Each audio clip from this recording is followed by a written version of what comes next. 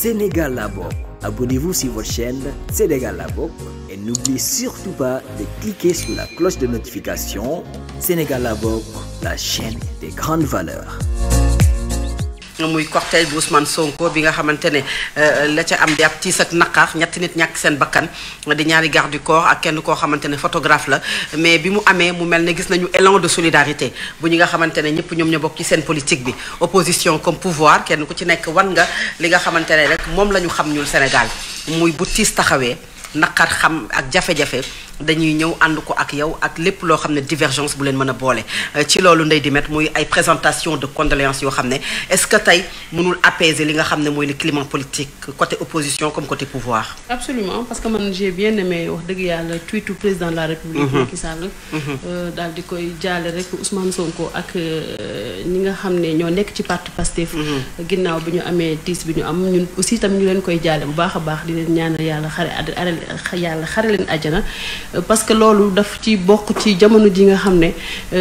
tension bi dafa commencé yéeg bu baax a baax ndax la ñu gis Ziguinchor man dama jàpp sax ne situation yi am tey dañ ci war a def taxaw seetlu ça donne à réfléchir pour la suite de ce qui va se passer. Parce que bu fekkente ni lépp ma nga dooree ca Ziguinchor mu am ñaari deuxième affrontement yépp ci ñaari camp yi donc mu nekk lu metti ñu gis kenn ku nekk yaa ngi jiñ sa morom ni yow yaa njëkk a commencé donc am na ay vidéo kenn ku nekk ak na nga ko jàngee ak kenn ku nekk ak na nga ko liiree mais ñu gis itam bi président Ousmane Sonko di ñëw si yoon bi am na choc bu ñu def ci yoon bi mook ñi ma àndaloon loolu mën nañ ci jàngee lu bari benn bi est-ce que jarul changer de stratégie maanaam ak fu provocation mën a jóge itam nga ànd ak sa sang-froid ànd ak sa dal xam ne dafa am benn objectif bu la yëkkati mais aussi tamit xoolaat lu jëm ci wàllu prévention routière parce que Fatou da ngay gis ni su fekkente ne mais est-ce que provocation war na am c'est-à-dire que de part et d'autre justement ñaari camp yëpp est-ce que provocation war na am ba riposte di am wala boog bañ a répondre à la provocation di am jàpp ma ni war na am mais comme dañu nekk ci ay jongante mu nekk ci ay xëccoo aussi xëy na loolu dafa yàgg Sénégal il faut le dire à chaque fois bu ñuy dugg ci ay élections présidentielle locale tension bi dafay yéeg waxatuma laak nag bi nga xam ni dañuy wax ni sax mbirum koñ ak koñ la mbirum quartier ak quartier la donc dafay nekk lu doy waar maintenant nag su fekkente ne ni parce que keroog soo dégloo Benoît Sambou yëkkati na ay kàddu yu am solo boobu kenn xamul woon sax ni moom le président Macky Sall di tànn am na kàddu yu mujj yëkkati que ni clairement ñun même su fekkee dañuy provoquer sax waruñu réagir et puis dama jàpp itam noonu la war a valable aussi tamit ci camp wu Ousmane Sonko parce que ñoom am na loo xam ne nii mooy seen objectif mooy seen bëgg-bëgg parce que tey boo doon analyser tey moralu coalition yi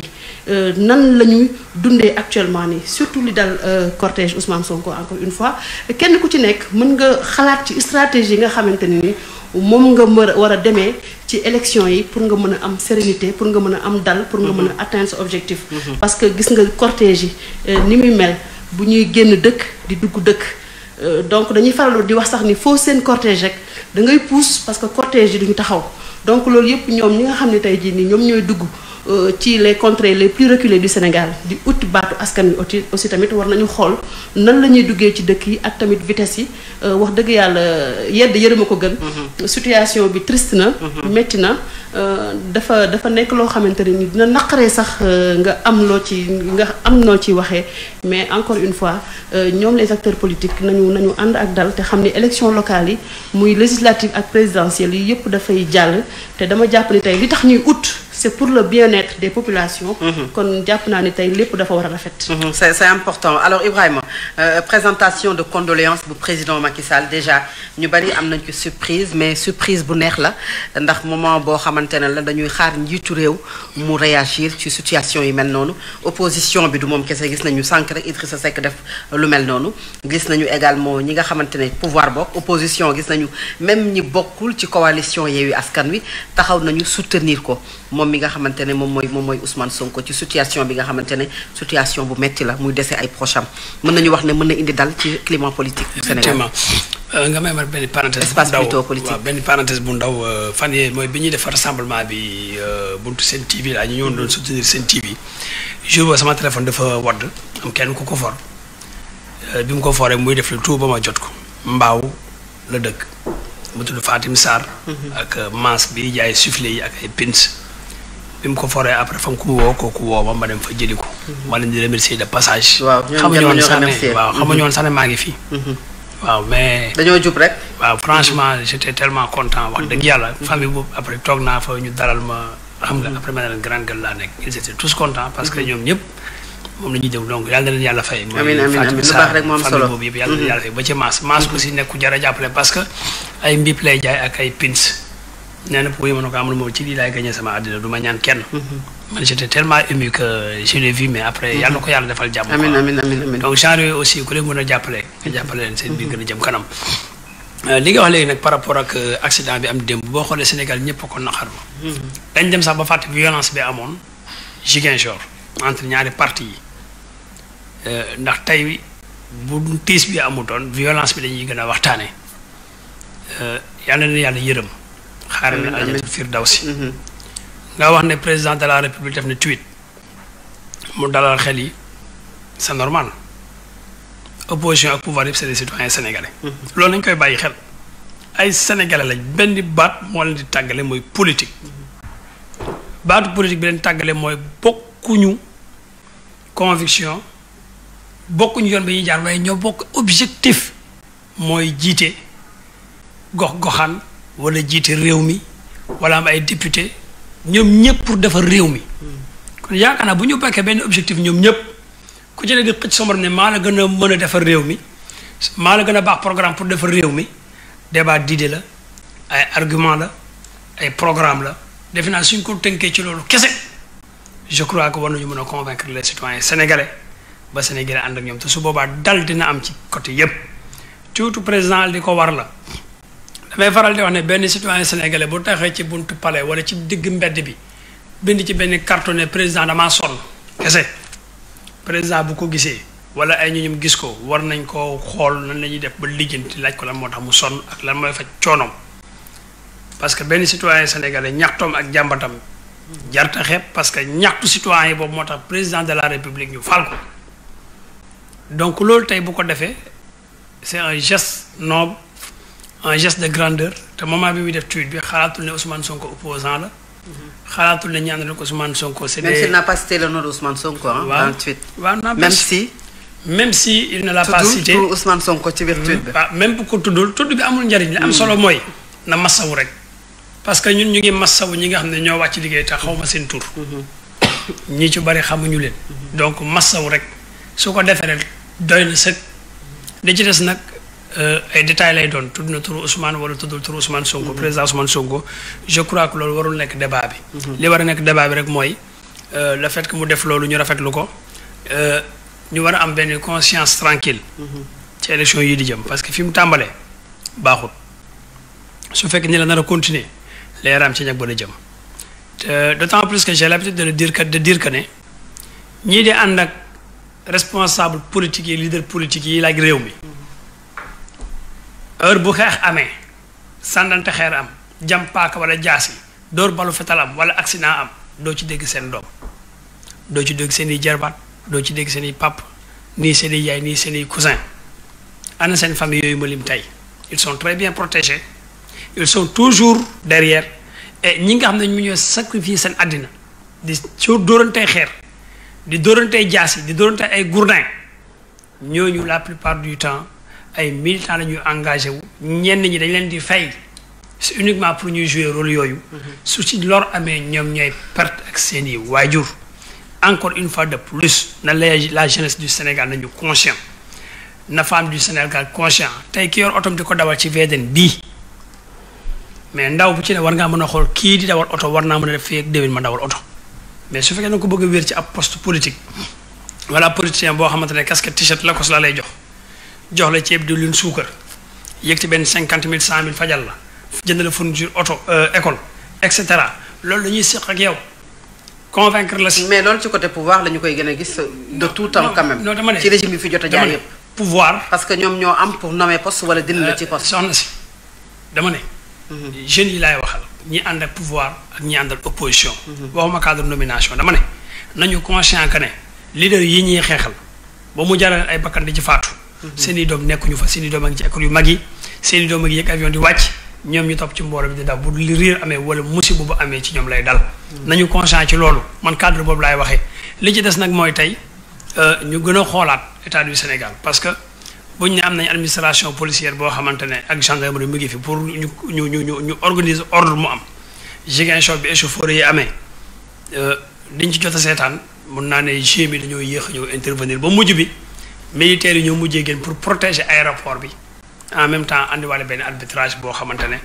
pour jàmm am et en ce moment même ana gendarmerie ana police ils ont tardivement réagi suñu teeloon réagir xëy na mën nañu bañ a yegg si foofu ñaare ba mooy ñii xeex ci mbedd bi tout le temps di xeexal leaders yi mais où sont les grands responsables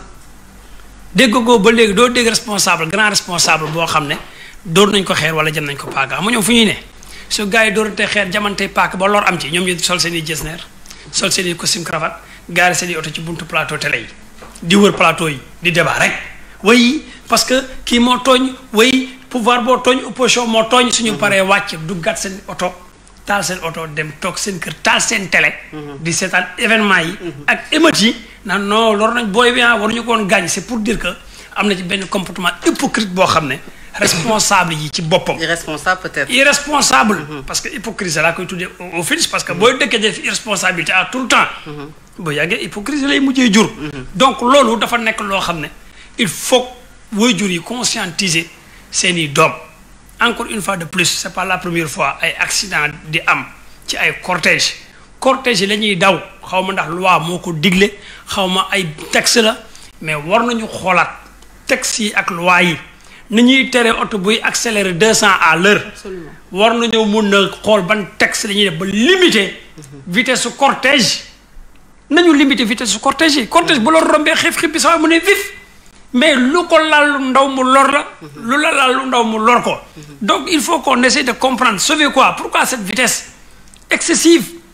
nekkuñu dëkk boobu ne ay balu fetal dañuy tàkk ay bombe dañuy tàkk nañu limiter buñu nee tali bi fii 100 kilomètres à l'heure lañ fa war a daw pour les voitures particulières cortège bi dañ ko autorisé ne ko 105 kilomètres à l'heure mais cortège bu ñu xësee bu moto bi jiitoo gyrophare bi tàkk tegu ci tali bi ku ci gën a dëgg sa morom ci accélérateur bi danga ko ciy teg te bu lor amee après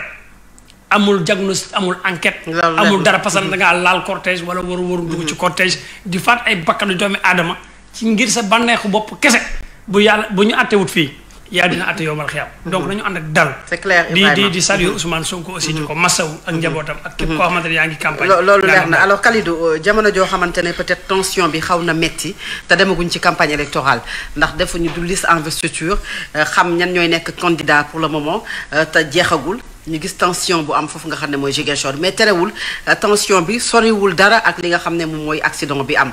ndax ay waxtu la wala boog fan bu nekk ci ginnaaw accident boobu am mais solidarité bi ñëpp ñu fare ci kujje politique bi ñu fare ci nguur gi ku ci nekk yaa ngi apporter ce soutien ki nga xamante ne moom moo jiite parti bi di Pastef les Patriotes ak ñi nga xamante ne ñoom ñoo ci faatu est-ce que mënuñu wax ne loolu war na leen mën a yee quand même pour que tension bi warta mën a dem ba ñuy wax naan il faut craindre le pire ci bu ñu yeggee ci campagne électorale. Fatou Adou njëkkee ci jaale bu baax a baax ñi nga xamante ne ñoom la seeni doom loru ci bile accident. jaale aussi des milliers de Sénégalais yi nga xamante ne bés bu yàlla sàkk dinañu génn àdduna wala ñenn ñi génn àdduna ci accident bu ma jógee ci loolu Fatou boo ma posé la question man damay am lu ma metti loolu pour la bonne et simple raison mooy pourquoi il faut que ci dans l'émotion que ñoom ñi nga xamante ne ñoom ñoo ŋànk la politique ci la ñuy mën di xalaat ne war nañu delloo ci seen xel pourquoi bu jiyee amul ay nit yi dee xalif généraux yi waxuñu ñoom duñu toog yedd seen bopp ne dañoo war a delloo ci seen xel pourquoi au nom de quoi et le plus souvent ñi nga xamante ne ñoom ñoo ci dee puy wax na ko léegi-léegi mooy des Sénégalais lambda insoupçonnés yoo xamante ne kenn xamu leen maanaam yàlla mayu leen xanaa peut-être bëgg nit topp ko wala daan seen doole ci wetu benn ba lor am ci mu leer na ne kooku quelque part soutien de famille la bu weesoo 200 000 wala 100 000 yooyu ñu lay indil jaale la ko suba boo ñëwee seen kër amaana mun nañ bañ a teg reer wala añ ndax ki leen ko doon indil peut-être topp na nit ba lor boppam. Fatou Abdou man dañuy sunu génération dafay bañ le plus souvent di wax sax bay jël exemple ci Europe mais nit mus na ma ne luñ ñu rawee ñun maanaam ñun rawewuñ ko golo et yàlla xam na ne ci dans l'action parfois da nga koy nangu mais difficilement. Pourquoi? Parce que da ngay xool gis nga du hasard aussi que ñu jàngal ñu civilisation. La force de l'argument est l'argument de la force maanaam olof bi bind ko tubaab moo ko bind mais ba mu koy bind dafa am fu mu ko teg ci genre situation yii. Sénégal la bokk. Abonnez-vous sur votre chaîne Sénégal la bokk et n'oubliez surtout pas de cliquer sur la cloche de notification. Sénégal la bokk, la chaîne des grandes valeurs.